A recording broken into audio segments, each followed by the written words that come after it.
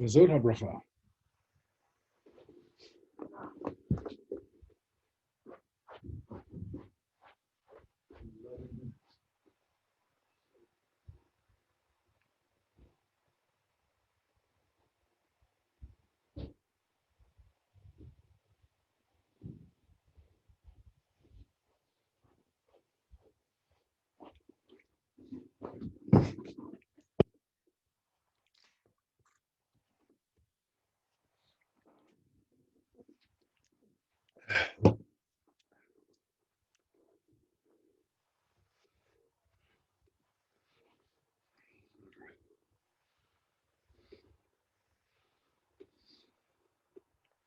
No.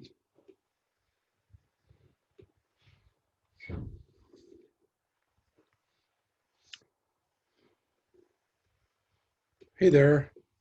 Howdy. You are taking a break from the game. No, I'm not. I'm watching it. I'm not. I was. Oh, we were doing we had our presentation. I was watching two things. I was watching vice presidential debate and I was watching Dodger game. But in the 10 minutes that we were not talking to Suzette, it was a really wonderful candidate. Good. Very, very, and I couldn't stream it on YouTube. And I'm having a problem on YouTube, on Facebook. I'm having a problem streaming this on Facebook today too. So I don't know what's going on. It says it's doing it, but it's not doing it. I apologize. I mean, I don't know. I mean, I just tried to update the I think you should call Mr. Zuckerberg. That nice Jewish boy, you know? Or Mr. Zoom. It could be Mr. Zoom guy too. I don't know. Somebody didn't do their job right because I can't. I couldn't do it. But wow, it is Sukkot, and I saw, last year at Sukkot, our sukkah actually blew over. I remember that. It was. You at home? So I know we had damage at the synagogue too. Not like this one. So this is what our home sukkah looked like. Our sukkah in our home looked like this last year. That's what it looked like last year. Oh yeah, you showed us that picture, I think, somewhere. Yep. So that was our sukkah last year. That was the kids building the sukkah at the temple, which was terrible. We couldn't do that this year. And look at that picture. I wanted to share you that picture. What a great picture. Made me smile when I saw it. There he is. Oh, what a wonderful photo. And what a wonderful visit that was from you. We were very appreciative. So, yep, that was a picture from October 15th of last year. So, wow. I love the smile. Yeah. He smiled to the end. Yeah. He really did. He was wonderful. Yeah. So I wanted to, I came across that picture today as I was looking at Sukkot last year and how different it is, how much it's not the way we normally celebrate and the way we want to celebrate, but and who we get to celebrate with. But that was a great memory. So it still is a great memory. Big part of my heart. So yeah. I thank everybody for keeping his memory alive and for doing mitzvahs in his honor and keeping that wonderful spirit going. So Sukkot is a time we're supposed to do things that make us happy. I've been in the sukkah every night. Tomorrow night we have Scott Wilk is going to join me in the sukkah. I don't know what it is, but I've been eaten up by mosquitoes every. There's a buzzing going on. Yeah, I think that's my. I can't hear anything you're saying. It's my internet, I think. Is that better? Is it gone? Yeah, I can hear your voice better. So I've been eaten up by mosquitoes the last few days in the sukkah. So I don't know what it is, but I was going to do class from the sukkah, but I can't. I mean, I'm literally getting, not really on my arms too much, but on my legs. Just my ankles are getting big, like it's just terrible. I'm getting mauled by these mosquitoes. It's not like a little bit. It's really, really bad. So I did not do, or we're not going to be outside there. I'm sure if I got a spray or something, I could, I could be in better shape, but I don't have said spray. So I'm inside, and I'm fully admitting right now that I am taking it the easy way out. But we are, yeah, we are going to get going in a second. I know we have a few other people that are joining us. A few people that I saw today that were going to join us. And I told people if anybody wanted to come into the sukkah, into our sukkah, that I was going to make that a possibility. And I wanted everybody to, that wanted to shake the lulav or come into the sukkah, that we would schedule a time for them to come in and be the only person in the sukkah. And we did. We've had people there every day. And if you want to do that in the next couple of days, just let me know, and I'll make sure that you're able to come in. And today, Francine and Susan Schmidt were there a few hours ago, and Rosemary was there this morning. And anybody who wants to shake the lulav or eat a little snack in the sukkah, fulfill that mitzvah, just let me know, and we'd be happy to have you come in. And everybody was safe, and we had gloves, and we had hand sanitizer, and the whole thing. So it is really important for me to make sure that anybody who wants to perform the mitzvah of shaking the lulav and being in a sukkah, that we can do that. So that's what we did with that's what we did with Lee last year. And so if we have to bring the lulav to people, we'll do that too. But we want to make sure everybody have that ability to celebrate. And then we're going to give Yizkor candles out to people starting tomorrow night. We're going to leave Yizkor candles in front of the synagogue if people want to pick one up and light a Yizkor candle, because at the end of Sukkot, the holiday of Shmini Atzeret, which begins Friday night, there's a tradition of lighting a Yizkor candle and remembering, even though we just did Yizkor at Yom Kippur, we do have a tradition of doing it at the other holidays. And so we're going to give everyone a chance if they want to light a Yizkor. Rabbi, so you light it the last night of Sukkot or Simchat Torah?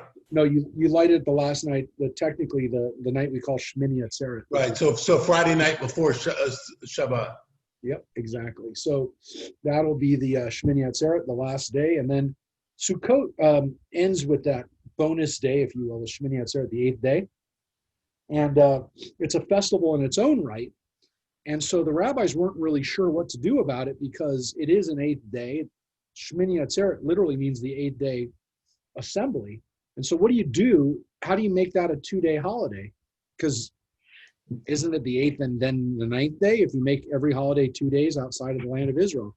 And so what they did is they created Simchat Torah as a holiday so that they could technically celebrate the 8th day into the 9th day and not call it Shmini Atzeret anymore. So Simchat Torah is really kind of the extra day on the extra day. So it's the 9th day, if you will, of Sukkot. It's the extra day of Shmini Atzeret. However you want to look at it, it's extending the holiday without saying that it's the holiday of Sukkot anymore. So on Shmini when did Atzeret, Simchat Torah really come about? in the rabbinic period, in that period, we don't have any mention of it in the Bible itself. Right. I know that. We don't have anything to tell us exactly when it was started to be observed as the day we started the Torah cycle over, but it was an important day from the standpoint of how do we extend that day, the 8th day, make sure that we celebrate it at the right time in the diaspora outside of the land of Israel, but at the same time not mess up the fact that it's not the 8th day anymore. And so that's kind of the way to do it. Again, all of the Jewish holidays were celebrated for an extra day outside of the land of Israel, except for Yom Kippur, because you can't have a 2-day fast day. You're not supposed to fast for 2 days. Well, we're going to get going. We have a smaller group tonight, obviously, because so much going on. But we do want to take a look at that Torah portion that we're going to read at Simchat Torah this weekend. And it's an interesting thing. So this week we're going to finish up. We're going to read the end of Deuteronomy, the last chapter, and then we're also going to look at a little bit about what we read at Shemini Atzeret at Sukkot. But I wanted you to all have a chance to look at this Torah portion. And again, we're not able to stream it right now, so if people were trying to see it on Facebook, we're having some problem tonight getting streamed on Facebook. I'll try to mess with it afterwards, but I'm not gonna mess with it anymore tonight. I don't know. For the people who normally are catching us there, then I don't know. It's just not going to work. Oh wait, I finally got it. I did it enough times, and it finally worked. So I am going to share this up on Facebook. We are recording it right now, so that we are doing that. But we are going to get this up there, and we'll start taking a look at the last portion of and when I say the last portion, the last chapter, this is literally the shortest Torah portion that we have in the Torah. Having this Torah portion of one chapter, the Zot Habracha, we only read it at Simchat Torah. We always finish this and go right into Genesis. So just remember, it's never read just by itself as one chapter, but it is technically the shortest Torah portion that we have, in that it's one chapter, and it also, as you're about to see, it is 12 verses. So this is, if there's ever a Trivial Pursuit question, which I don't know where you'll see that even on Jeopardy, it is the shortest Torah portion that we have. So it is right here. We're going to take a look at it, and one second. What was I going to show? Chapter 33, chapter 33, and a little bit of chapter 34. So it begins with V'zot Habracha, and again, we're going to get going, and I think, we are recording. You are recording. So it begins with the words V'zot Habracha. So these are literally the first two words, and this is the blessing. And again, the last thing we read at the end of Ha'azinu was that Moses was able to view the land from a distance, but not allowed to enter it. So that was the last words that we read at the end of Ha'azinu. But now it begins, this is the blessing. And so it begins with a kind of introduction. The blessing which Moses, the man of God, bade the Israelites farewell before he died. And it says, literally, again, these words that he said before he dies. So he knows he's going to die, and he says these words. And from here, this is the rest of this until the very end is all Moses' words. These are again all from the first person of Moses after this. He said, "The Lord came from Sinai. He shone upon them from Seir. He appeared from Mount Paran and approached from Revivot Kodesh, lightning flashing at them from his right," which is again this. We take you back to Sinai. We take you back to that moment where God is in full glory for all the people. And it says here, and again, I'm going to bring this over. No, it's not letting me do that. Hold it. Let me just get this a little smaller. It looks good on our screen, Rabbi. Yeah, I wanted to make it a little bit bigger and be able to look at it here. So here we go. So, lover indeed of the people, their hallowed are all in your hand.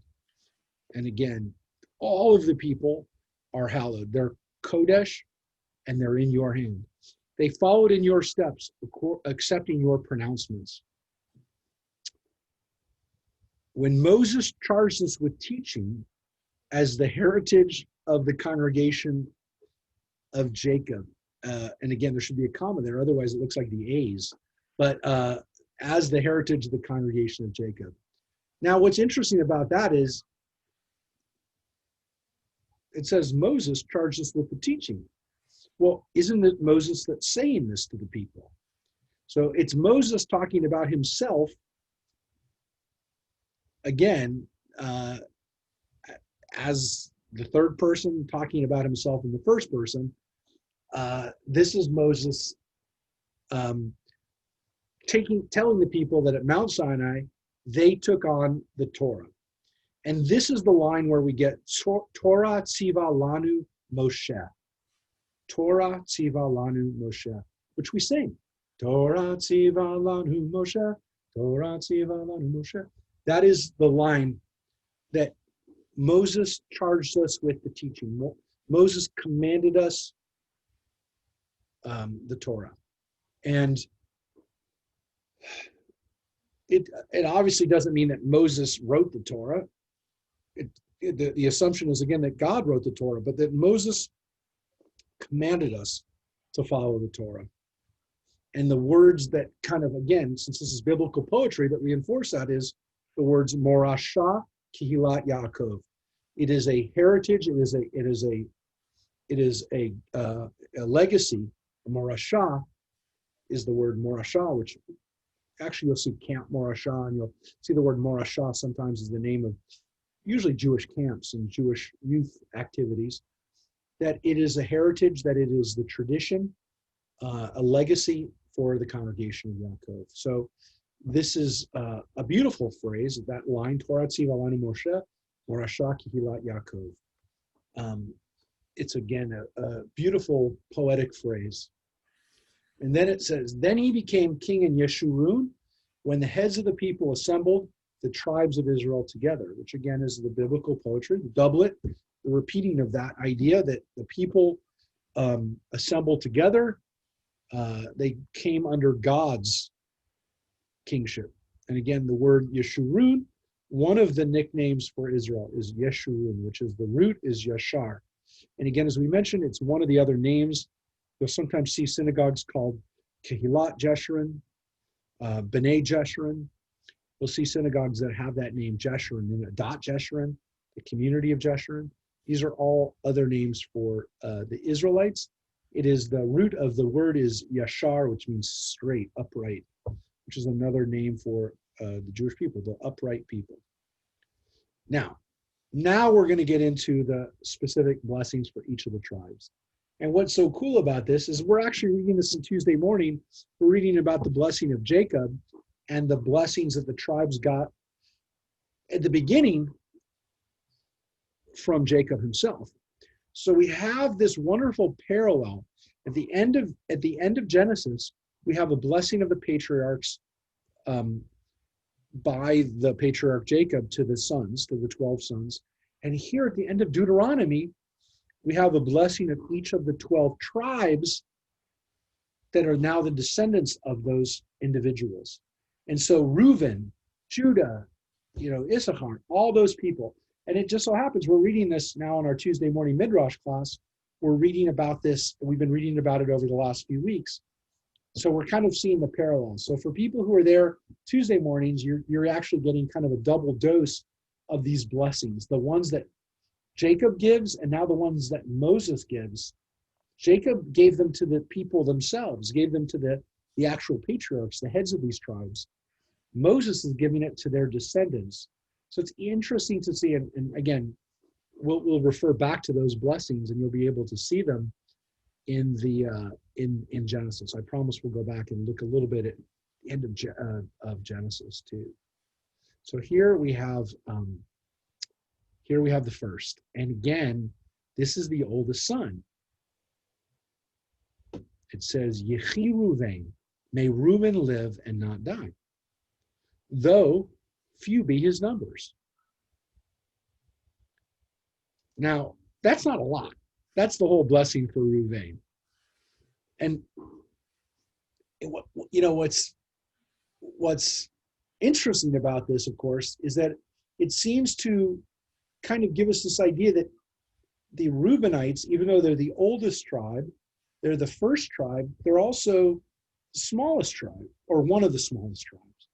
And so even though they're old, they're not reflective. It's not reflective in their numbers. So again, there is a modern American equivalent of this, right? Which is that Delaware is considered the first state. The first state because they ratified the Constitution first. But obviously Delaware is never going to be a large state. But it is a lot like Reuven, which is small but old, and one of the first. And in this case, the blessing for Jacob is mirrored in the blessing of Moses, in that Reuben comes first.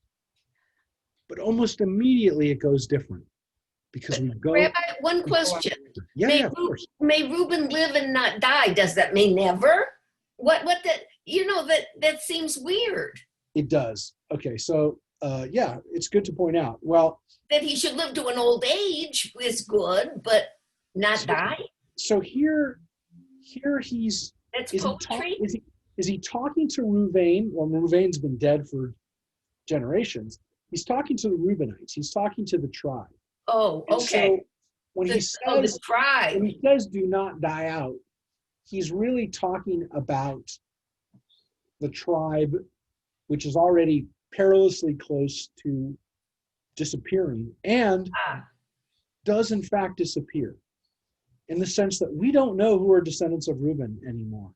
They're one of the 10 lost tribes. So almost all these tribes will be lost, with the exception of very few. We don't know who these tribes are anymore. We don't know who was from the tribe of Issachar or Gad or Dan or Naphtali. We don't know where they went. They were exiled by the Assyrians, and then they disappeared. So we don't know. And we don't know when this was written what had already happened to Reuben. Got it. That they get this kind of blessing, which is, there's not a lot of them left, and let's hope they don't disappear. Well, they in fact did disappear. I mean, at least we don't know where they are now. So the blessing didn't work? Or, again, as traditional Jews have kind of hoped, one day they'd be found. Because there is this issue to some extent, which is, if they have been blessed by Moses, which they are here, well, and by the way, you can argue that it's a hope that they won't. It's not that they definitely won't. Let's hope that they don't. So you can make the argument that it really doesn't say Reuben will never die. But for those who've said, look, Reuben got blessed by Jacob, how could they ever disappear? There's two traditional answers on that. Number one, the tribes are gone, but they're not totally gone. We're just waiting to find them. There's always this kind of mystical messianic hope that those tribes were somewhere, which of course is why Mormons and other groups, and even before there were Mormons, there were other Christian groups and obviously Jewish groups that were always looking for these lost tribes that felt that we just haven't found them yet. They are somewhere. They're just, we haven't found them. They couldn't have disappeared because nobody that gets blessed by God could ever really disappear. So there were Jewish groups who believed that when the Messiah comes, he's going to reunite all these tribes. He's going to find these tribes. There was Christian beliefs that were that Jesus may have gone to those tribes and preached to those tribes, or that again, when Jesus comes back, those tribes will all come together. So those kinds of ideas always kind of hung out there, which is, we just haven't found them yet. And that's one possibility.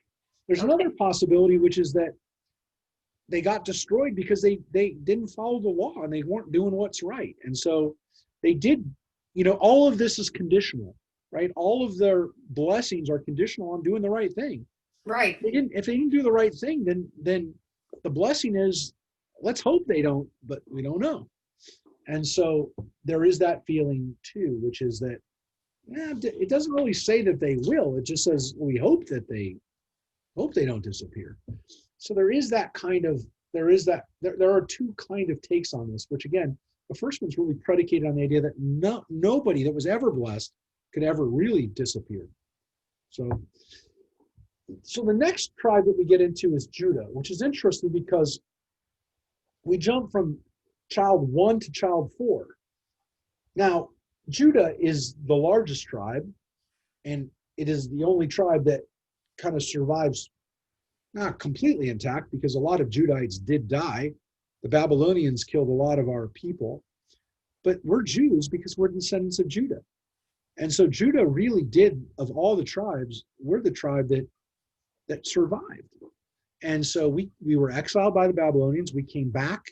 There were probably many of us that never got exiled. It was maybe the leadership of the tribe, the kings and the royalty that got exiled. And then maybe some of the Judahites never left Judah, never left the land of Israel. And then at some point, those leaders came back after about 50, 60 years. They came back and rebuilt the temple. And it was the kingdom of Judah. And so Judah, it makes sense, is going to be here listed pretty close to the top. And in this case, number 2. And it says, this he said of Judah, hear, O Lord, right? Shema Adonai, almost Shema Yisrael, Shema Adonai, Kol Yehudah, the voice of Judah, and restore him to his people. Though his own hands strive for him, help him against his foes. So that's an interesting blessing, which again, it's not 100% great in the sense that, it's kind of saying maybe he's his own worst enemy. But there's this recognition again that with a little help, he can beat back his enemies and he can be okay. Look, there are people who read this and look at the words and look at the language, and they say, if you read this carefully, this will actually give you some kind of indication of when this was written. Because the language for this seems to indicate that there's a hope that Judah will come back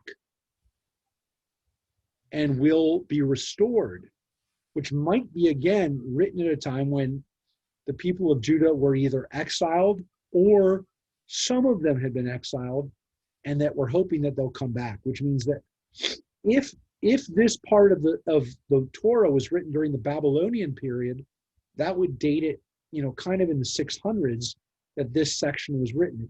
It seems to indicate that Judah has gone through some type of crisis as well, because it says specifically, Tevienu, bring him back, restore him, to his people, bring back Judah. Is it the leadership of Judah? Is it the king of Judah, which was the Davidic line, right? The kings of Judah were David and his family, the Davidic line. So it's an interesting blessing, and one that comes right at the top. The next blessing is for the next largest tribe, or the next most existent tribe, the Levites. Now, this is also one of the early tribes. According to the book of Genesis, Levi is one of Leah's sons, so he's the third oldest son, and he actually comes here again, third. But it went 1, 4, now 3. Here's what it says. This is a little bit longer. This is a little bit of a longer blessing.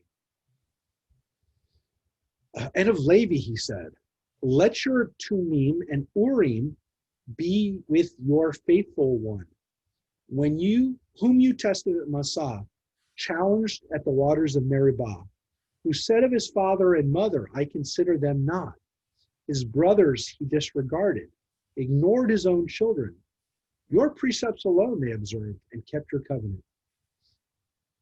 They shall teach your laws to Jacob and your instruction to Israel. They shall offer your incense to savor and whole offerings on your altar. Bless, O Lord, his substance and favor his undertakings. Smite the loins of his foes. Let his enemies rise no more. So that's a very long blessing compared to the other ones. That's 4 lines, 4 verses for the Levites.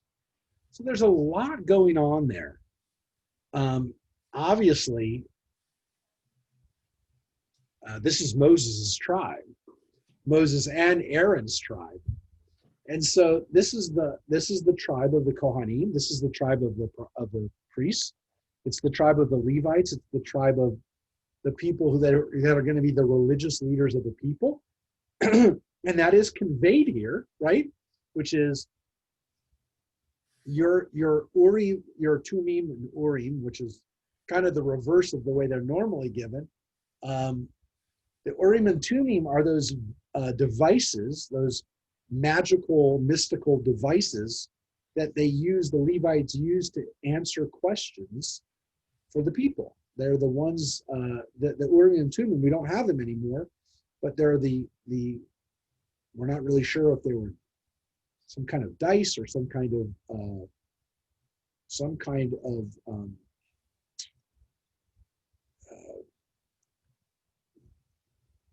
I mean, we don't really know what they look like.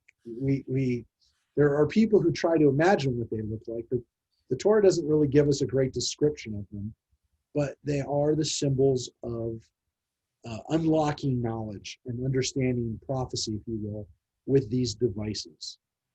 The speculation, is, that these were ways of contacting the divine, everything from dice or some kinds of, a primitive magic 8-ball, all the way up to some kind of communication device that we had that would allow us to communicate with, advanced intelligence, if you will. A lot of speculation about what they are because we don't really get a very good description of it. But here we have it as part of the blessing that Moses tells the Levites, you're going to continue to guide the people. And he says specifically, you shall teach, right? The Levites teach the laws to Jacob and your instruction to Israel. Teach them. And again, the Levites are going to offer incense. They're going to be the ones who run the altar, the Mizbeach. And they're, of course, going to also run the temple. When we have a permanent building, they're the ones who are going to be running the temple. And there was a Mizbeach, there was an altar. The interesting thing about this language is there was an altar during the time of the tabernacle, the portable ark, the one that they took in the desert. There was an altar there that they built whenever they made it. They assembled the stones and made the altar for the sacrifices. But they also had an altar at the Beit HaMikdash, the temple. So both buildings, the temporary one and the permanent one, both had altars. And so when that phrase is used, the Mizbeach is used, it really works for both. So it's kind of the piece of the temple and tabernacle that don't change. We go from a building that had, like a sukkah, that had drapes and poles and rings and things like that could be broken down, to a building made of beautiful precious metals and stone and woodwork. All of that, again, very different. But what was consistent was an altar made of stone. And that was in both. And so that's what the priests do. They offer up sacrifices. That doesn't change. The altar doesn't change, wherever it would be. Again, it says that that God should bless him in his undertakings, and again, help him against his enemies. It's Moses kind of speaking on behalf, not kind of, he's speaking on behalf of his own tribe there, folks. Mm-hmm. He's saying, I hope that my own tribe is going to be protected. And his tribe was, as the Levites, was obviously pretty important. So you can see that is the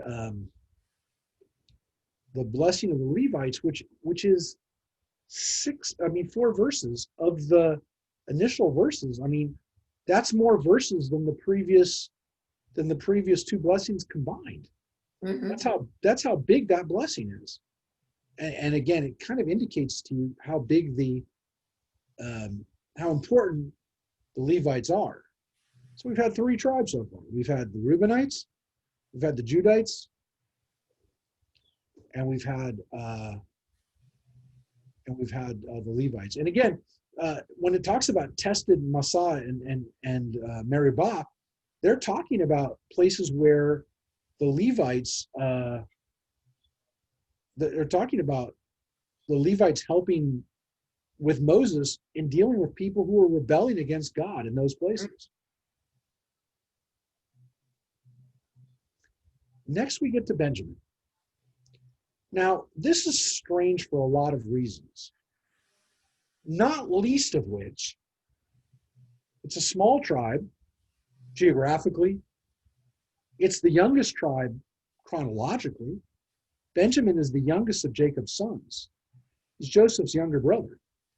He's considerably younger than his brothers, and it was a small tribe numerically, at least at some points.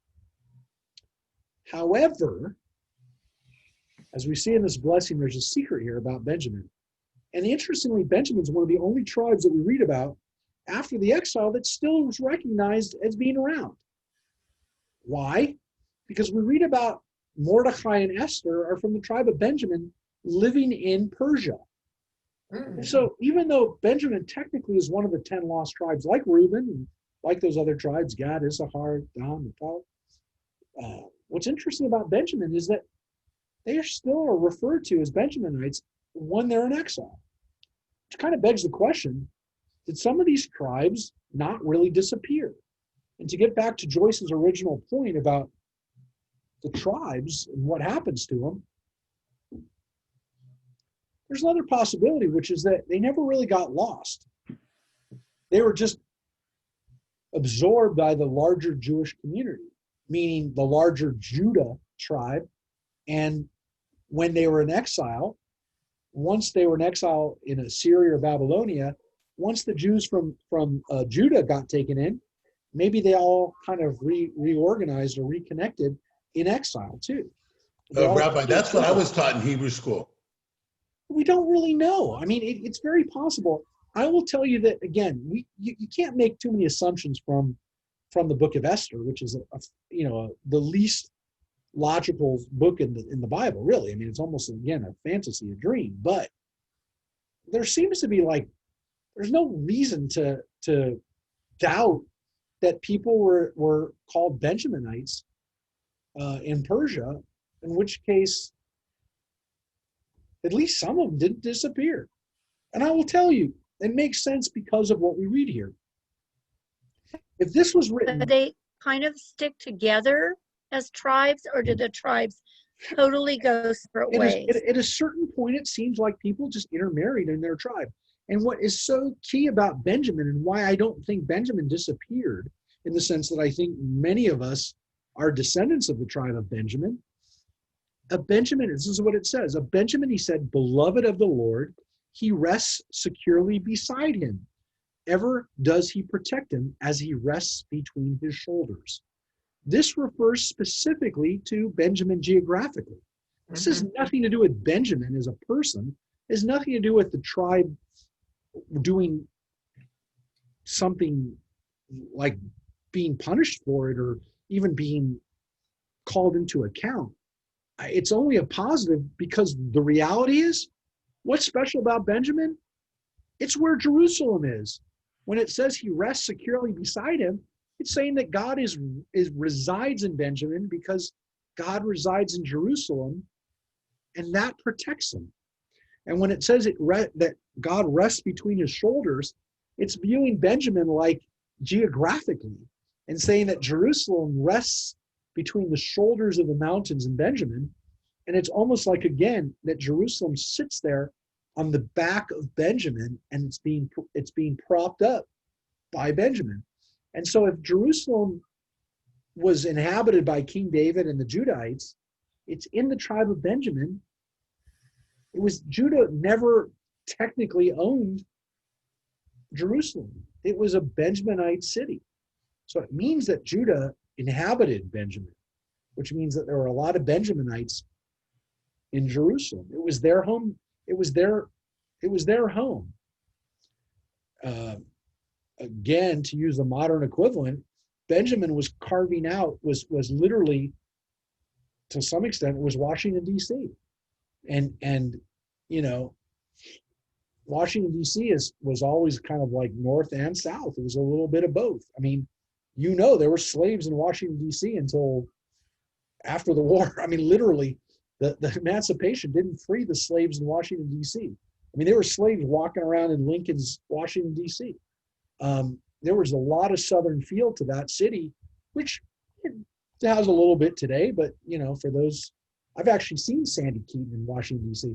There's a lot of Northerners in D.C. now, and it's not necessarily a southern, doesn't have that southern feel, but there's a lot of people live in Virginia that work in D.C. And I believe that Benjamin was probably had that same kind of feeling with the North and South, where there were a lot of people from Judah who lived there, but there might have been other people, especially the northern tribes, of which Benjamin was one, and that they were living together. And definitely in Jerusalem, they were living together. So Benjamin pops up there right at the top, even though technically he should have been 12th in this list. Well, again, we'll take a look when we're done. We'll take a look back at Genesis, and I'll show you the similarities and differences, just even in the order of where they're mentioned. Next, we have Joseph. And what's interesting here about the blessings for Joseph is that we know that Joseph is divided into two tribes, into Ephraim and Manasseh, which are the tribes, the sons of Joseph, and become tribes in their own right. But here in the blessing, we go back to Joseph as a patriarch and look at what happens here for Joseph's blessing. And so again, this is the fifth blessing. Benjamin was the fourth. The fifth blessing. Joseph, he said, blessed of the Lord be his land, with the bounty of dew from heaven, and of the deep that couches below, with the bounteous yield of the sun, and the bounteous crop of the moons, with the best from the ancient mountains, and the bounty of hills immemorial, with the bounty of earth in its fullness, and the favor of the presence in the bush. May these rest on the head of Joseph, on the crown of the elect of his brothers. Like a firstling bull in his majesty. Wow. He has thorns like horns of a wild ox. With them he gores the peoples, the ends of the earth, one and all. These are the myriads of Ephraim. Those are the thousands of Manasseh. And so at the very end of the blessing, we get Ephraim and Manasseh mentioned by name. But the blessing at first is all about Joseph. And Joseph in this blessing is blessed with this tremendous bounty that the earth of the Joseph area is got mountains, it's got rivers, it's got hills, you know, of it's got food, it's got all of this beautiful potential. And it's all based on, again, this kind of idea that Joseph and his descendants are blessed with this divine favor, which goes back to Joseph, back into Genesis, right? That Joseph is a kind of accounted for these great blessings, and they should continue for him. Now we know that the tribe of Joseph, or the tribes of Joseph, Ephraim and Manasseh, were very powerful tribes. So they were also northern tribes, and they were very, very strong in their own right. To the extent that really the power struggle was between Judah and Ephraim. That those tribes, in some cases, fought against each other for control of Israel, for control of the land. And again, Joseph tribes also had the other brothers in the north. But Joseph was really, the Joseph tribes, especially Ephraim, were the heartland and the power center for the north. And so here you get this sense that that's the way things are, that Joseph's area is very, very successful and is very powerful. We know that that area is the heartland of the land of Israel. A good chunk of that area, most of the area of Ephraim and Manasseh, is in the area called the West Bank. It is in the area of Judea and Samaria. It is in that area that in the southern part where Jerusalem, and we call it Judah is the part that is the southern part of the West Bank, but the northern part, most of that was the tribe of in particular Ephraim. And that whole area above Benjamin was all Ephraim. And I will tell you, these were a very important time in the biblical period, very important areas. These were areas that produced a lot of the livelihood for the Israelites, produced a lot of their grain, a lot of their fruit. And this was their heartland. This was their Midwest, if you will, their Iowa, their Nebraska, their Kansas. And so these blessings were for those tribes where the farms and the arable land was. So the way that the tribes are blessed here is really more geographical than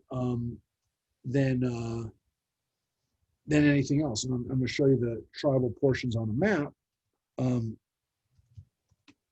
so you can actually see it and visualize it. So I will show you what it looks like. Let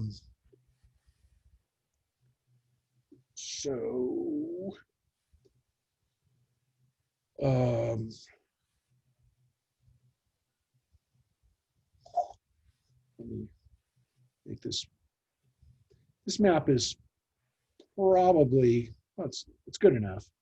You'll see a good visual here. So this is, you can see the tribal area on the map.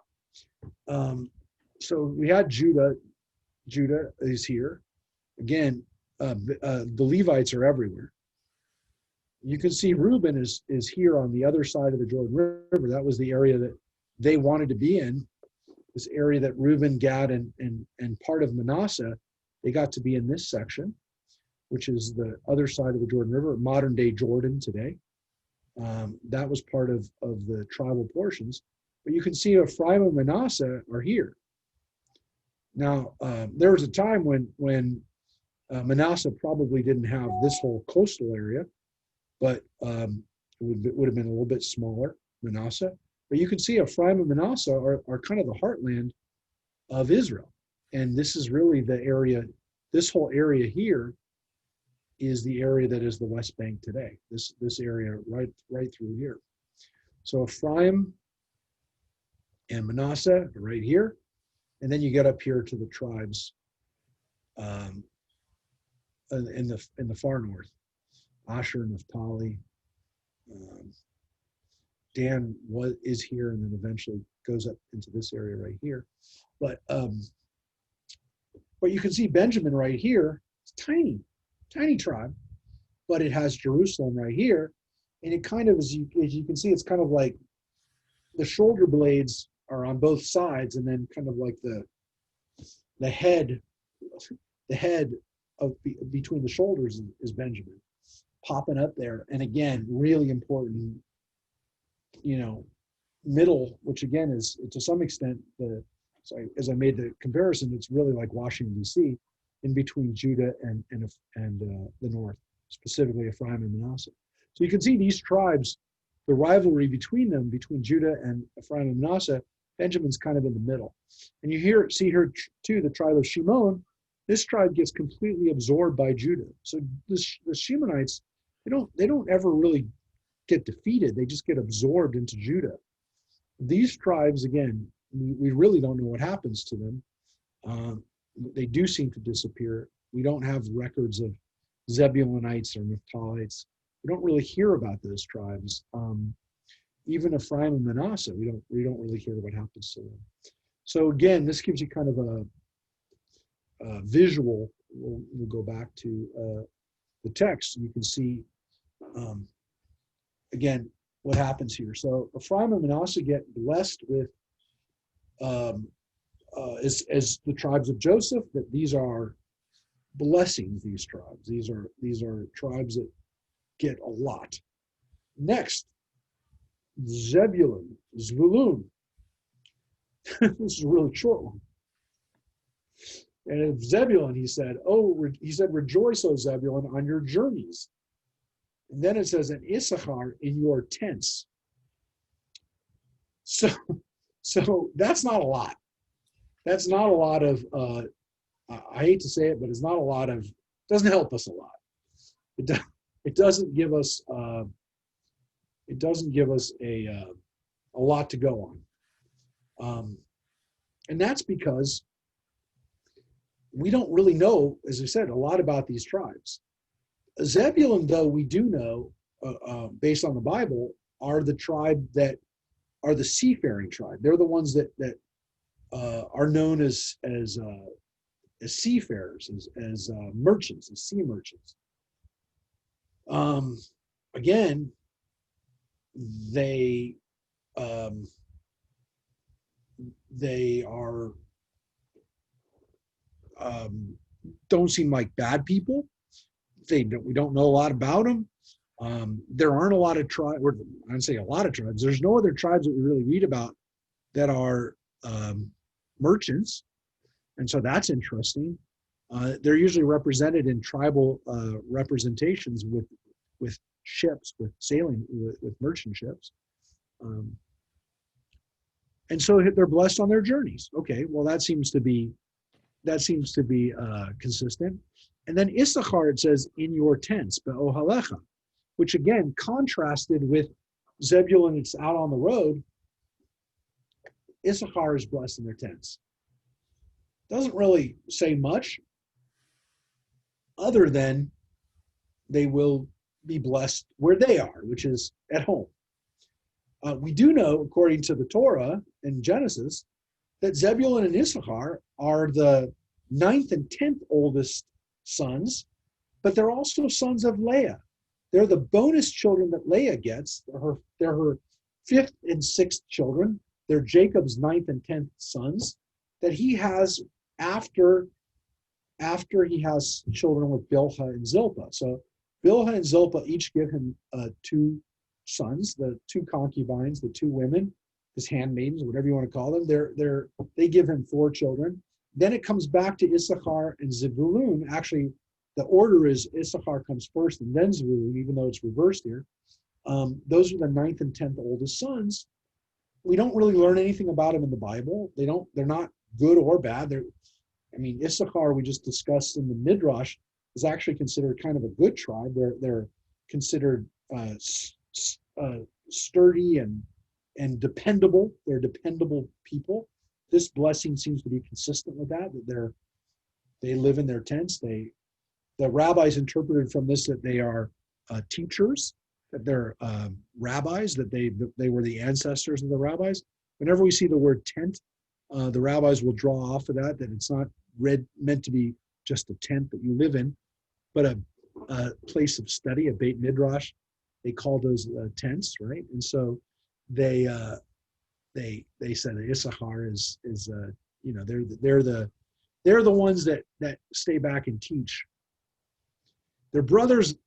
I will tell you that there's and I think we mentioned this on Tuesday or last Tuesday. There is this idea in Judaism today, traditional Judaism today, that there are sons that go out and work, and then there are sons that go to school. That happens in our country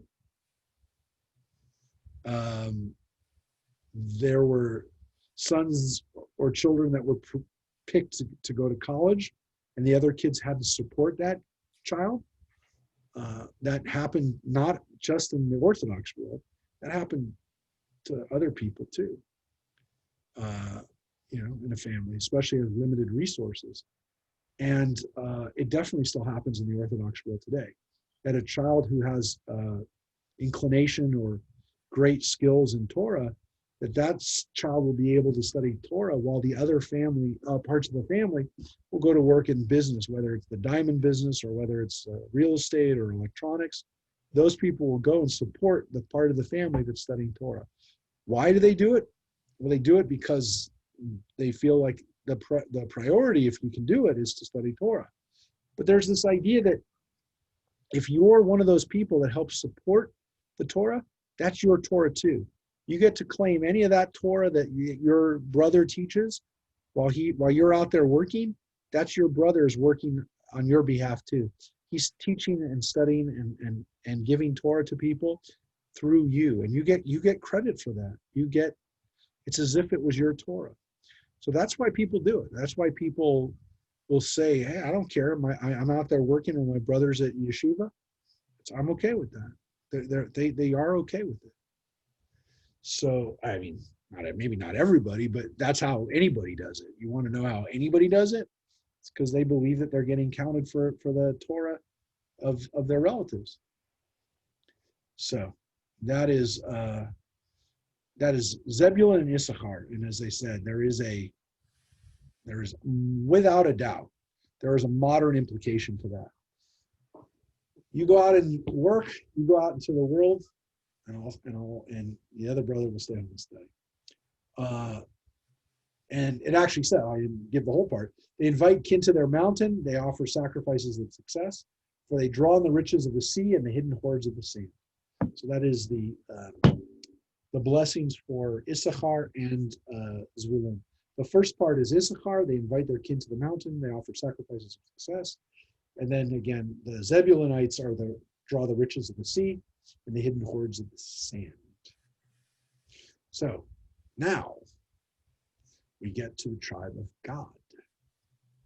And of Gad he said, "Blessed be he who enlarges God. Poises he like a lion to tear off arm and scalp." Wow. He chose for himself the best, for there is the portion of the revered chieftain. Where the heads of the people come, he executed the Lord's judgment and his decisions for Israel. So what is that talking about? That's talking specifically about the area that those guys settled in. The Gadites were the ones who decided to stay on the other side of the Jordan River. Again, to kind of keep that in mind, this is the part of the land that was not supposed to be inhabited by the Jewish people, but yet they did it. So again, if you look at where the Gadites are, they're right there. They have this great piece of land on the other side of the Jordan River, and while that's a great piece of land to have, it wasn't supposed to be their piece of land, and he got it because they took it. And there's this kind of understanding that the Gadites are a warlike tribe, that they are known for their prowess on the field, the battle. But again, doesn't really say what's going to happen to them in the future.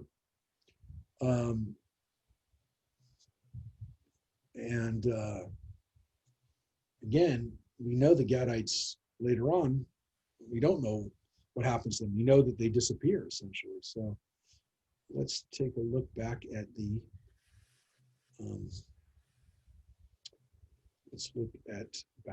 text. So now we go to the tribe of Dan. And this is another short one. Of Dan, he said, Dan is a lion's whelp that leaps forth out of Bashan. And again, Bashan is on the other side of the Jordan River. It is an area that, again, Dan would eventually kind of take that northern area and live there, which again seems to be a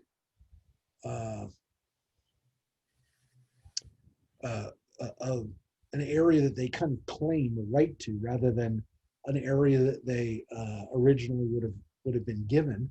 That they took something, they took another area. We know that they did. We know that they ended up moving from their original tribe area, which would have been closer to like where, I mean, really modern day Tel Aviv would have been in the tribe of Dan. I mean, literally, that's where they, well, it's not the only part of their land, but it was part of it was on the coast, and it was kind of the middle of the country. They eventually go up north and become a northern, very far northern tribe. But it doesn't seem like it's necessarily a negative thing here. A lion's whelp is literally just, again, another, like a little lion, a bobcat, if you will. The Hebrew is gur aryeh, which is another word for lion. There actually is two words. It's gur and aryeh, which is why they translate it as lion's whelp. But it's another kind of lion. Again, probably like more like a mountain lion or a bobcat, not a big lion. But there are a few different words for lion in the Torah. Again, probably because they were like either different size lions or different types of lion. We really don't.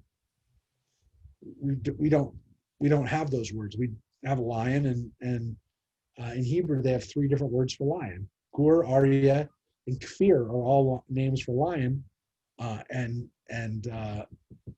we have to come up with these other things like lion's whelp or mountain lion or bobcat, which is, I guess, these are words that we kind of come up with in English, but they had three different words for it in Hebrew.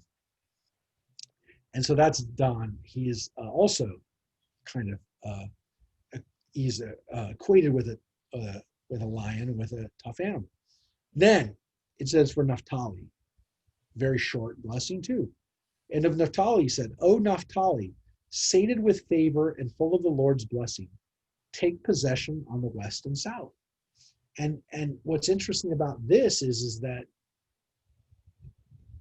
what's west and south of what? Because Naphtali is actually a northern tribe. And so it's probably not west and south of the country, but west and south of its own territorial area. Because Naphtali originally has this area here, which is along the modern day Kinneret River lake, the Sea of Galilee, or the lake. It's really a lake, but you can see right here is the Sea of Galilee. That's all in the tribe of Naphtali. So maybe what again they're talking about is this kind of area here that they maybe would inhabit it completely, that they would spread down lower. Again, the Danites end up moving up into this area. So maybe they were kind of forced to move down to the south and west. We're not really sure, but Naphtali we don't know about. We don't know a lot about what happened to the Naphtalites. Those are another tribe that we kind of just lose. The other tribe that's up there in the north, we'll go back to this, is the tribe of Asher. And of Asher he said, "Most blessed of sons be Asher. May he be the favorite of his brothers. May he dip his foot in oil. May your door bolts be iron and copper, and your security last all your days." That's again to look at the tribe of Asher. This is the blessing that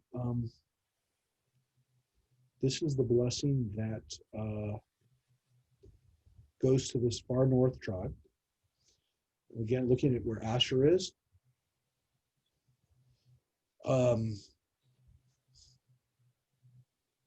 He has a beautiful piece of land, which pretty much goes all the way from Haifa and Akko, all the way up to Lebanon. So pretty much most of Lebanon, or at least coastal Lebanon, not all of Lebanon, but this coastal Lebanon of Tyre and Sidon, this whole area is in the tribe of Asher. It's in the biblical tribe of Asher. So the northern part here is outside of the scope of the land of Israel, is modern day Lebanon, goes all the way up here. But Asher has some beautiful territory, beautiful land, and it says the hope is that he has security, that he'll actually be able to be at peace. So the way that this blessing goes, it's interesting. We have the blessing of the largest and most powerful tribes, the most relevant, if you will, tribes at first, and then you have the other tribes. Then you get into the Zebulun, Issachar, Gad, Dan, Naphtali, Asher. You get into those other tribes. So the tribal order here is not by age, because Dan, Naphtali, Gad, Asher, those are children 5, 6, 7, and 8. Those are the intermediate four. Those are the intermediate four children, the children of Bilhah and Zilpah. But here they're given blessings here at the end, after children 1, 2, 3, 4, and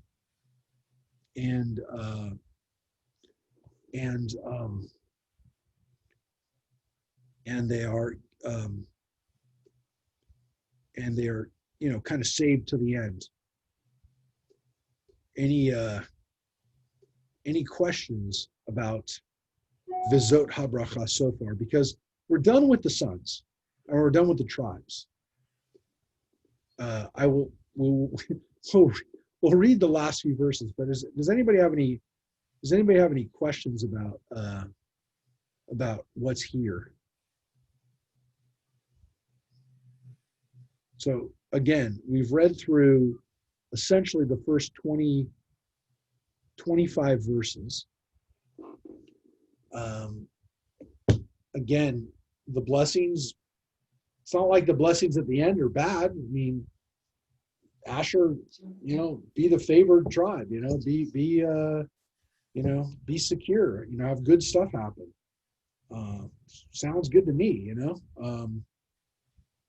Rabbi, what's the status of Moses at this point? So,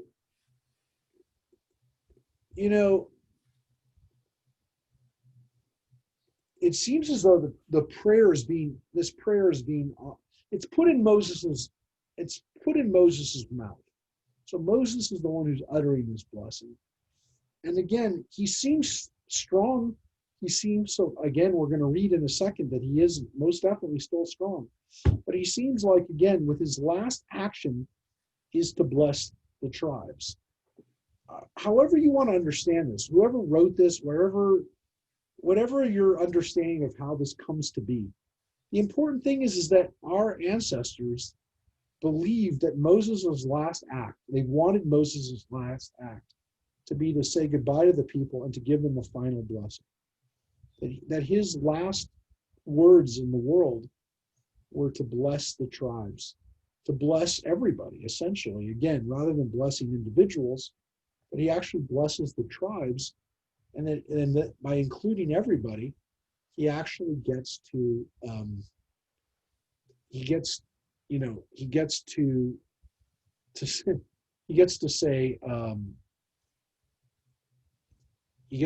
kind of say goodbye, and he's not really angry. He's not there's not the same kind of I guess it's a little bit of I hope that you'll be okay, but he's definitely not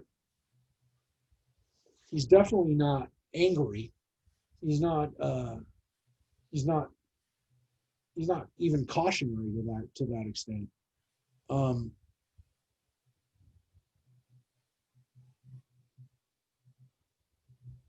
There is a problem here, though. I don't want to dwell on it too much, There's a tribe missing in this list. I'm not going to test you because it's too late. I don't want to. I don't want to test people this late at night. But there is a tribe that's not mentioned. And again, when people try to explain when was this written or what's going on, there is an answer. The second oldest tribe, Shimon, Simeon, he's not mentioned. And so what happened to Shimon? Why is the tribe not listed here? The tribe is listed earlier on in Deuteronomy. So Deuteronomy knows that he's there. The tribe is there. They're listed in Numbers.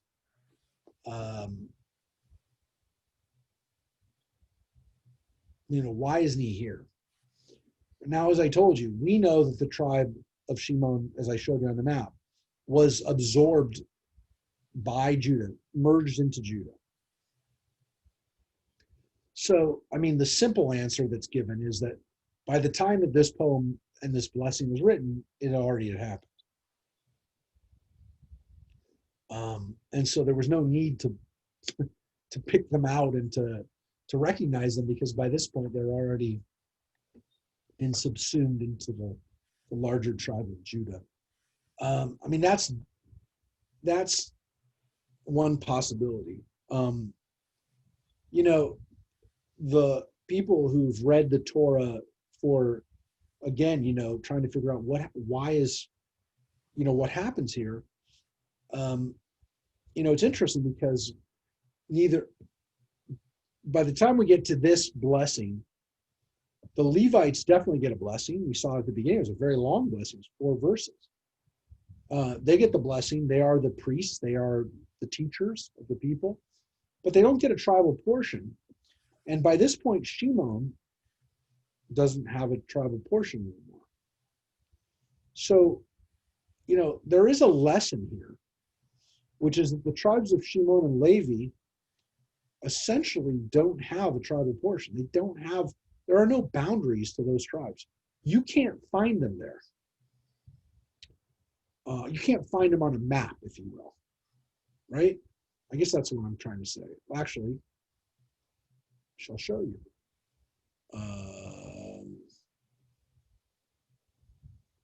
So when we look at this map,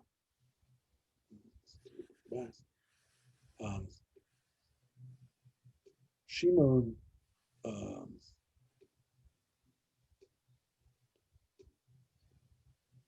Shimon is right here, and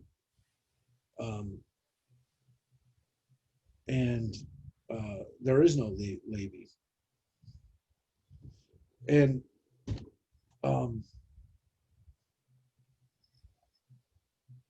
so if you looked at a map and don't see Shimon, you don't see Levi. Well, there's a reason. There's got to be a reason for that. This isn't an accident. This must be God's plan.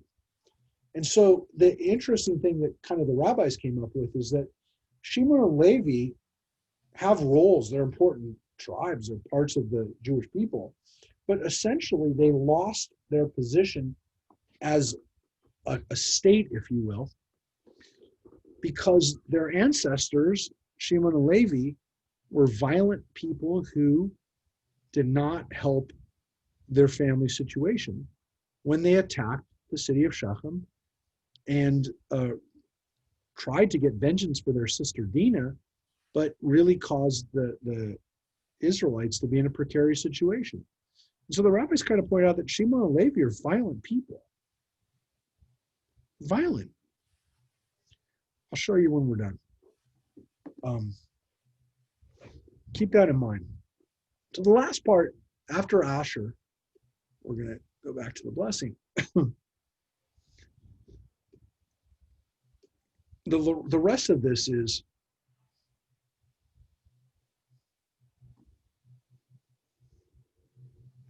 goes back to Israelites as a whole. And again, we have this O Jeshurun, O Yeshurun, There is none like God, riding through the heavens to help you, through the skies in his majesty. The ancient God is a refuge. And that is the word that's used there. The ancient God, Elohe Kedem. The word Kedem means ancient, from the, from old, God of old.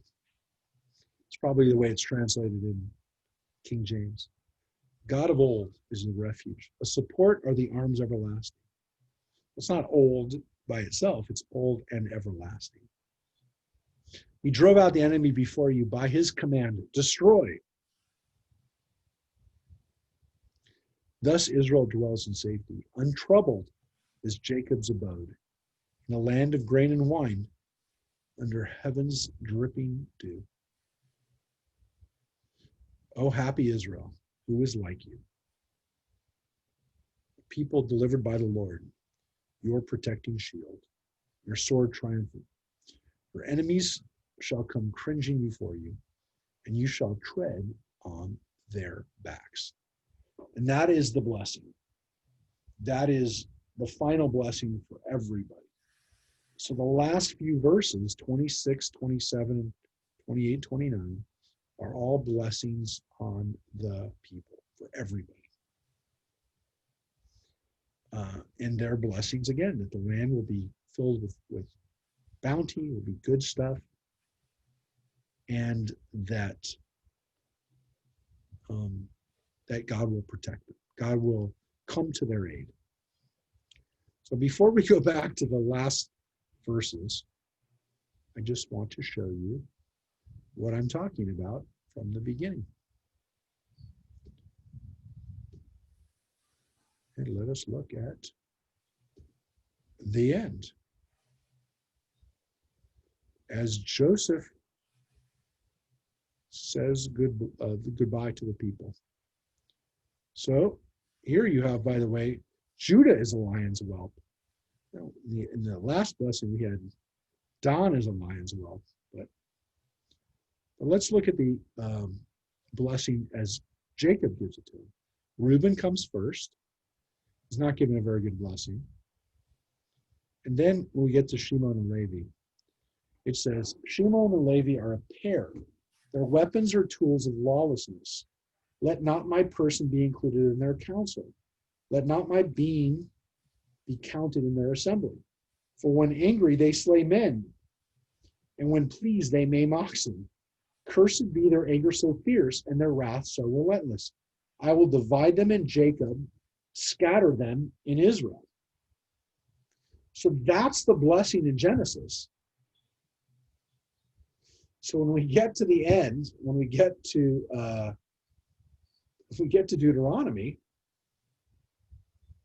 you can understand why they're gone. Shimon is gone, and Levi is not gone, hardly, but he doesn't have a tribal portion. So if you want to know what the connection is to the beginning, it's right there. Levi and Shimon are basically told, I'm going to scatter you amongst the rest of your brothers. That's what Jacob says to them on his deathbed. So that's an interesting connection to the blessing of Jacob. And again, you know what? I did want to show you something else. Let me just go back there real quick. I wanted to show you the fact that the blessing of the tribes is in a completely different order in Genesis. So in Genesis, the blessing starts with Reuben, goes to Shimon and Levi, 1, 2, 3. 4 is Judah. Then it goes to Zebulun. Then it goes to Issachar. Does everybody see the order on that? Everybody? Anybody? It's the sons of Leah. It goes in order 1, 2, 3, 4, 9, and 10. All right. So that's the order, or 10-9, sorry.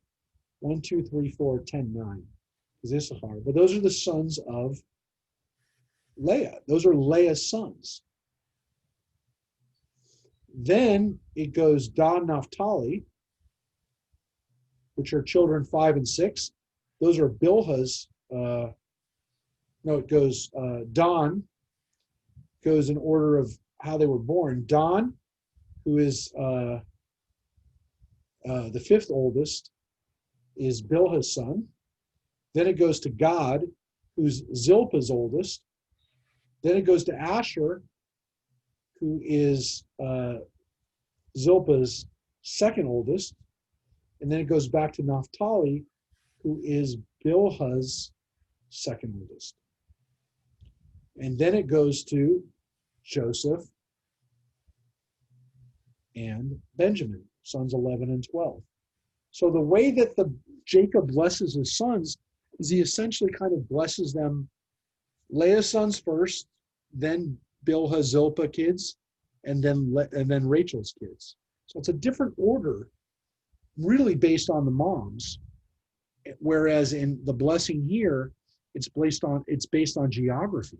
It's based on where the tribes were going to be, or again, where they were by the time that we get to the time of Moses, or really beyond the time of Moses.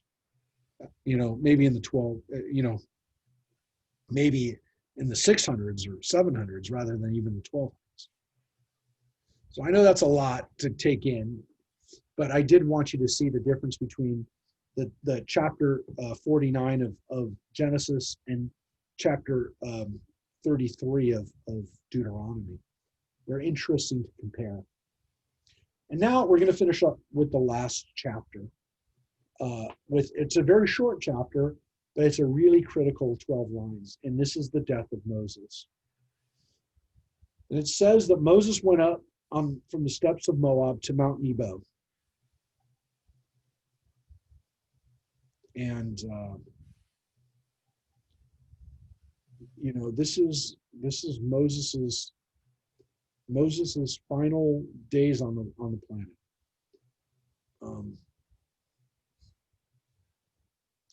It's kind of touching because he's able to have strength. He's able to walk even, in his last day. But he literally walks up to onto Mount Nebo, which is, it says, the summit of Pisgah, Mount Pisgah, that area, opposite Jericho, on the other side, on the Jordan side of the Dead Sea. And the Lord showed them the whole land, Gilead as far as Dan, in the north, all of Naphtali, the land of Ephraim and Manasseh, the heartland, the whole land of Judah, as far as the western sea, which is the Mediterranean, the Negev and the plain, the valley of Jericho, city of palm trees, as far as Zoar. So he gets a vision of the whole land. This isn't something that somebody could see from any part of Israel. Even though Israel is not a big country, you can't see everything like this from any vantage point in Israel. So again, the understanding is that God gave him a miraculous vision of the land of Israel. He doesn't let him step in it, but he lets him see everything. He gets to see everything. And the rabbis interpret this not just as a physical view of the land of Israel, but that Moses actually gets to see the future of the Jewish people. That Moses actually gets to see us. That when it says that he gets to see all of this, he gets to see the future too. He gets to see everything. And again, that's in its own, it's a miracle, but Moses was afforded this. Because there's this sense, again, that Moses has. The Lord said to him, "This is the land which I swore to Abraham, Isaac, and Jacob. I will assign it to your offspring. I have let you see it with your own eyes, but you shall not cross there."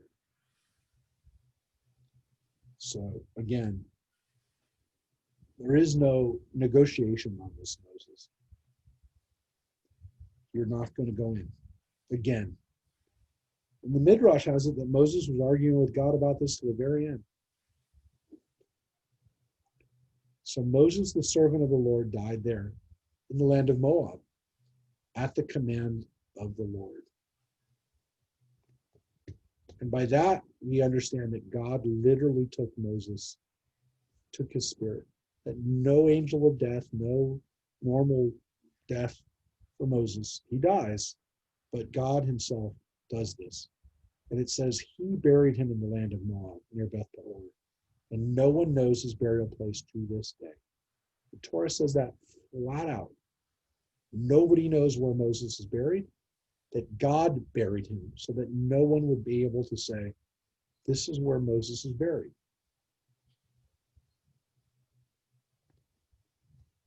Now, we usually understand this to mean because we didn't want his grave to become a burial, a place of prayer, a place of pilgrimage, that people would venerate it, that people would fight over it. But there is something even more powerful about this, which is that Moses dies alone. There's not even his own family are with him when he dies.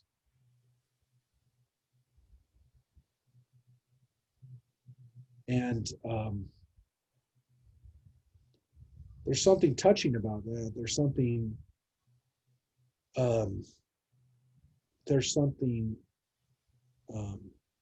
powerful about that. But there's also something tragic about that. That Moses didn't, even in death, never could have a death where he was surrounded by family or people saying goodbye to him. Even Moses didn't get that, or maybe because he was Moses, he didn't get that. It's not even that he dies and no one knows where the burial place is. That's what I'm saying. It's actually that he dies by himself.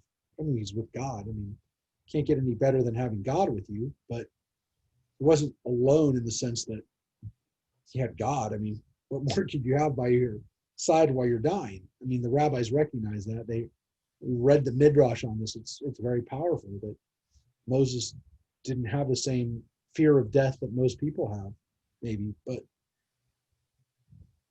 there is something very powerful about this, that his family isn't with him when he dies. And his family also doesn't have a place to go to remember him. So there is something really powerful about that, that when you step in, when you kind of come out of this, not just as, yeah, it's good that Moses' grave isn't a place where people fight over it or whatever, that we have to imagine, But there is something also tragic about that too, that his own family never got to know where he was. But we know that he's okay. I mean, in the sense that God took care of his burial, nothing could be better than that. And it says that Moses was 120 years old when he died. And Me'av Esrim, that again is considered to be the longest that you can live, 120. And it says his eyes were undimmed and his vigor unabated.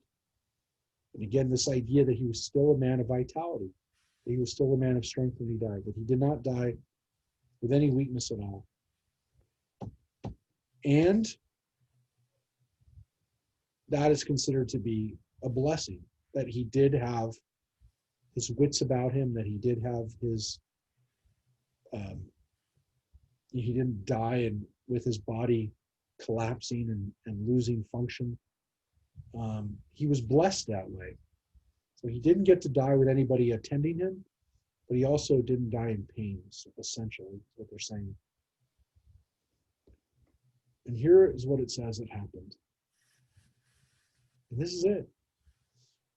The Israelites bewailed Moses in the steppes of Moab for 30 days. The period of wailing and mourning for Moses came to an end. And that's all we know about his funeral. That's all we know about the way Moses was mourned and remembered. was that they had a 30-day period of mourning for him, the Shloshim period. It says Shloshim Yom. He was mourned for 30 days. That's even for Moses. We're not supposed to do that for more than 30 days. It doesn't say they only remembered him for 30 days. We remember him 3,000 years later. But it says the period of crying and wailing came to an end. That Shloshim period is a time of intense feeling, and you are supposed to cry and mourn and wail. I wouldn't even say cry, wailing. But even for Moses, it came to an end. Doesn't matter how great a person is. You can't be greater than Moses. You can't. And even for Moses, we didn't mourn like that for more than 30 days.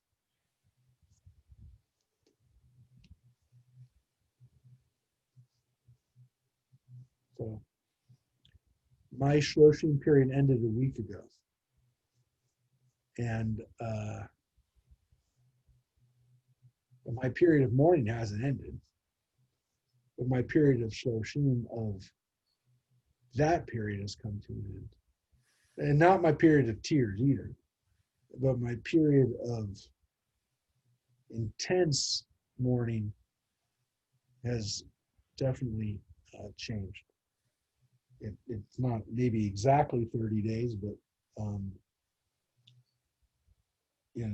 don't know what the marker is, but at a certain point, your mourning changes a little bit, and you're not in the same frame of mind.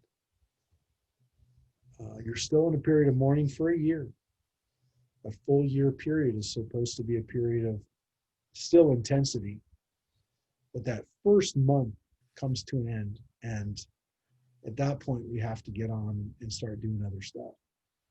So at the end of Shloshim, people are supposed to get back to more normal occurrent, kinds of stuff. But if people for 30 days, some people have a tradition of not going to the movies or not taking part in entertainment. Some people don't even watch television for 30 days at all, seriously. Or if they do, they don't watch anything with entertainment. They don't watch any lighthearted stuff. They don't watch or listen to stuff that makes them laugh or to try to be entertained. But that has to come to an end. Even for Moses, it came to an end. And it says that Joshua, son of Nun, was filled with the spirit of wisdom because Moses had laid his hands upon him. And the Israelites heeded him, doing as the Lord commanded Moses. So the leadership is passed to Joshua. Joshua has taken it over, and the transition has happened. And so Moses, it says, was listened to by the people, which is a good thing. Obviously a good thing. Because it doesn't say that they ignored him or said, hey, you're not Moses. It says that they listened to him. They took heed of him. But these are the last three lines. Never again. Never again. Lo kam navio. Never again was there a prophet like Moses, whom the Lord singled out face to face. Panim el panim. For the various signs and portents that the Lord sent him to display in the land of Egypt against Pharaoh and all his courtiers and his whole country. So once again, Egypt, the experience of leaving Egypt, is so important that when we talk about what Moses did, it specifically says that he led us out of Egypt. I mean, you could have finished with, and he took us at Mount Sinai and gave us the 10 Commandments. I mean, you could say all that's included in these other things that Moses did, but the thing that's specifically singled out is the leaving of Egypt. is Yetziat Mitzrayim. And it's interesting that that's what our ancestors, and maybe to some extent what we remember Moses for, is getting us out of Egypt. The rest of the next 40 years, pretty important. But leaving Egypt is what is remembered here as Moses dies. And it says, in the last part, for all the great might and awesome power that Moses displayed before all Israel. And what's so interesting about this, of course, is that Moses did it in front of everyone, in front of all of Israel, in front of the eyes of all Israel. Everybody in Israel saw it. And again, it is God's power. It was what God, the signs, it says the Otod Moftim, the miracles and the signs and the wonders that God did, that God sent him to do. And what's interesting about it is that as much as it's important, and Israel should remember that all of Egypt saw it. It starts off with the Pharaoh, but it's also his courtiers. And you know what? It's his whole country. For us, it's not, it doesn't say he did it before the elders and the tribes it says he did it before all of Israel. But for Egypt, it basically radiates out and says, oh, he did it in front of Pharaoh, he did it in front of courtiers, and then he did it in front of the whole country.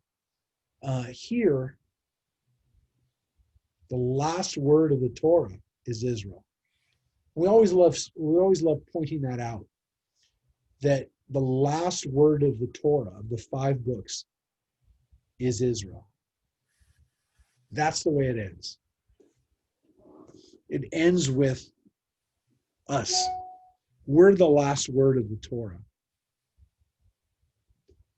I mean, if you think about it, if we saw the picture, if the picture on the last page, the picture on the last page of the Torah is you and me. It's not Moses. It's us. We're the last word. It's not God. You and I are the last word in the Bible. We are essentially on the last page. So, I mean, if you think about it, we talk about when we look at that last page and we look at that last picture, and what's the last image? If this was a movie, what is the last image that you would see? It would be you and I. It would be looking in a mirror, because we're the last word. There is nothing else but us at the end of this book. And again, who's the book for? It's not for Moses. We call it the 5 books of Moses, but it's really not the 5 books of Moses. That's a name that people gave it, and probably again gave it without a whole lot of thought about what's really going on here.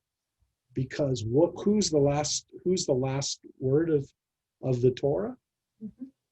You know, it's Joyce and it's Cheryl and David, and Yes. it's Mike and Mary, and that is the last word. The last word of the Torah is us. And to me, that in a nutshell, kind of, if you want to talk about why is the Torah so powerful, why is it so important? Because it's not a book of history. It's not a book of Moses. It's not a book even necessarily of God. It's a book about us. And the fact that we read ourselves into the story every time we read it. And when Moses is saying goodbye to the people, it's not the people who lived thousands of years ago. It's us. It's you and I. And so the book, the Torah as a whole begins with God. It begins with God alone. And we will read right now, because that's what you got to do. Okay? Because the minute that you finish those words, you say, Chazak, Chazak, V'nit Chazek. May God make us strong May all of us be strong. May we all be strengthened together. And that's what we say when we finish the book of the Bible and when we finish the Torah. We say, let us all be strengthened. But the last words of the Torah immediately turn back to the first words of the Torah. And immediately we go back and we say,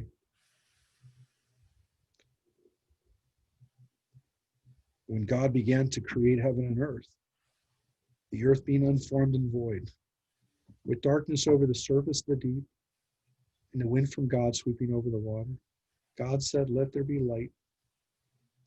And there was light. Vayomer Elohim Yehi Or. Vayehi Or.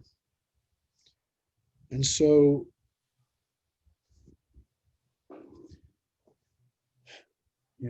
why did God create the universe? Why did God get us from? Why do we have a world? Why do we have the Torah?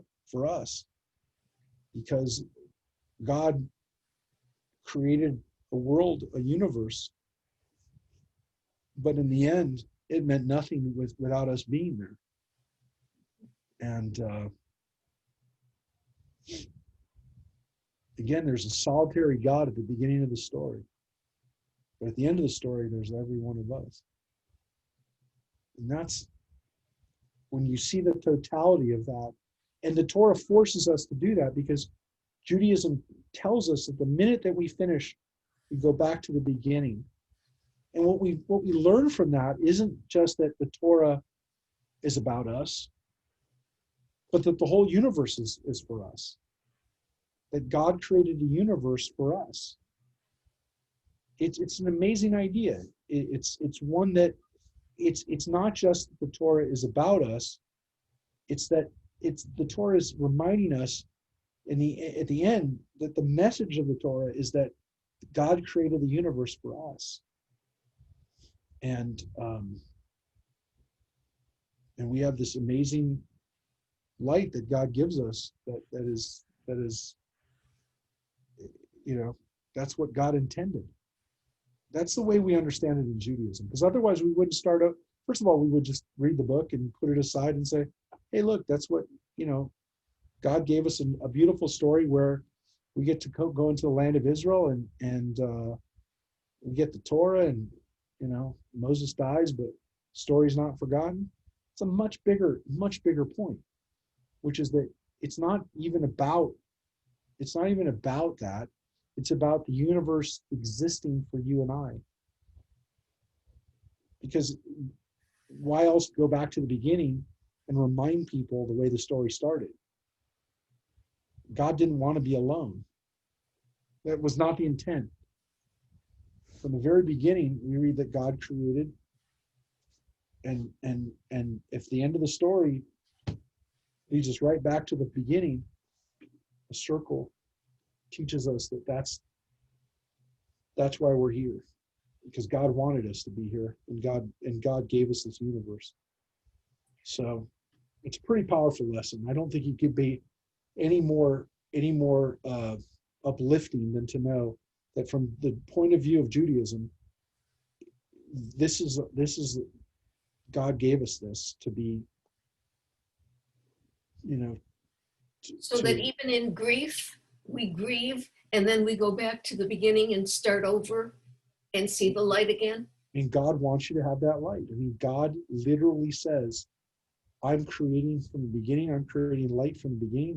That light of God, it never ends. You're So absolutely right. that's supportive. It's never gone. And it never ends.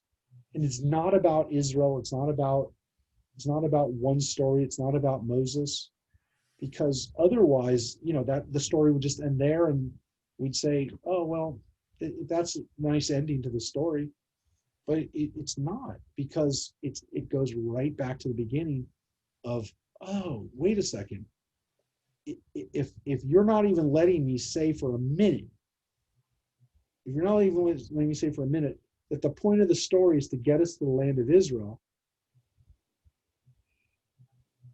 then it's a bigger lesson here. It's about everything. It's about all of creation. And my place in this was part of God's plan. I'm here because God wanted me to be here.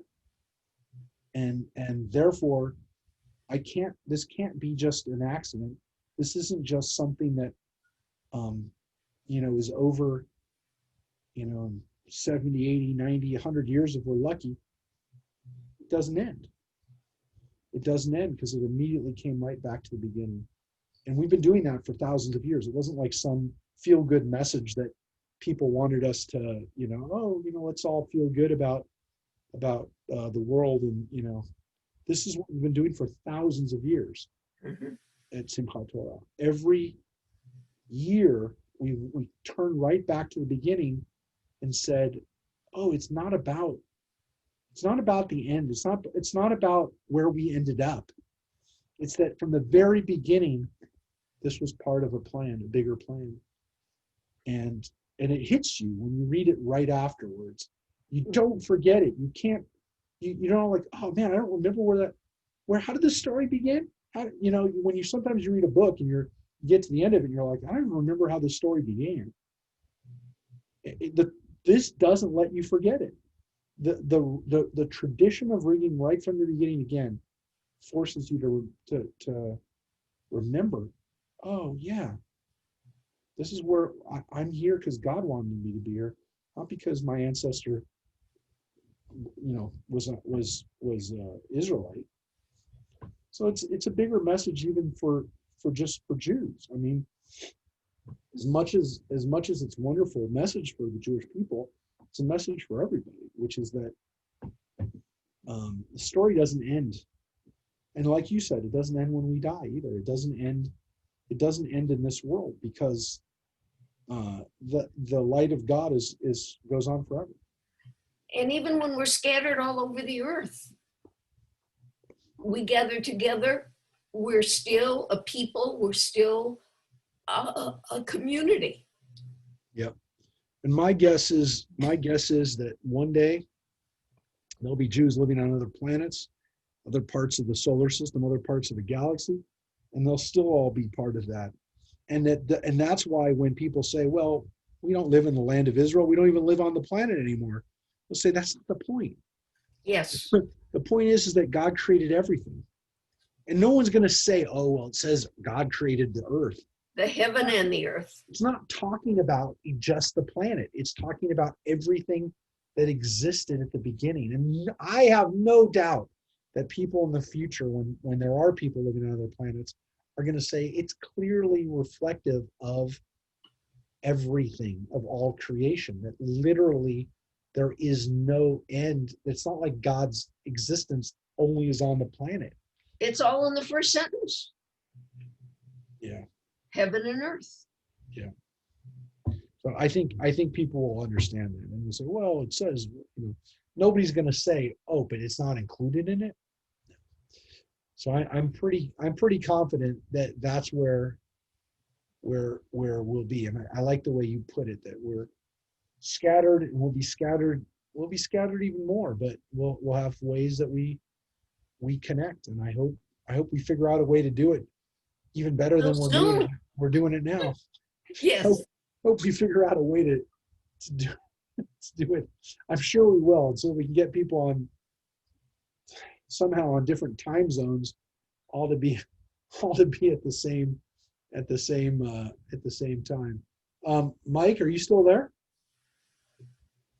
Mike Schwartz? He shook his head yes. Yeah, I'm here. So tell me I'm not going to be sad when I go back to the game, right? Oh no. I saw 10 minutes of it, but I saw It's bottom of the eighth at 6-3 Dodgers. All right. Well, Bentley took a home run away from Tatis Jr.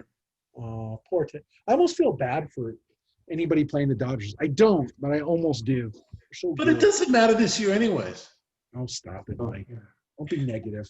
All right, everybody. Chag Sameach. And again, one other thing we pointed out, if you want to pick up a memorial candle, you got an email tonight, you can pick them up tomorrow after 4:00. You can come by the temple. They'll be out in front of the synagogue, and you can pick one up if you want to light a candle for Yizkor as well. All right, everybody. Well, we're going to figure out what we're doing for. We need We are to, going to do something up on so to the we, gallery. Zoom for Simchat Torah. So we're working on that. oh, great job, honey. All right, everybody. I wonder what happened. Rabbi, you're awesome. Thank you. Thank Love you, guys. you. Keep shining the light. Love you, Joyce. Keep shining the light. Bye, everybody.